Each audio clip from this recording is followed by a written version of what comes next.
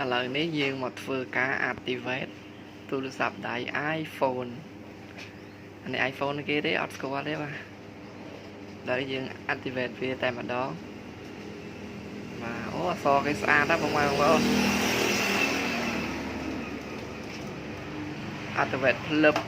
ហើយយើងដាក់ Cambodia មាន Cambodia នេះកម្ពុជាអូបាទស្ទាវកប់តរីតែម្ដងចុចទៀតតែបាច់ដាក់អី Wi-Fi អីទេទៅមកទៀតតែម្ដងសឹបគេមកសើចអីគេ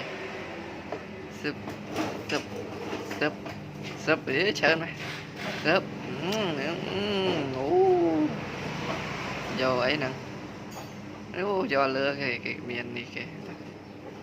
ហើយបាត់ទៅហើយហ្នឹងហើយលុយសុតបងប្អូន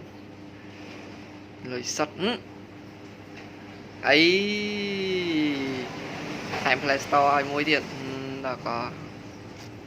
ចំយ៉ាកប់សេរីមកឈូសឲ្យ activate ហើយលុយសុតតែថែម Play Store ឲ្យគេមួយទៀតវីដេអូយើងមានតែប៉ុណ្្នឹង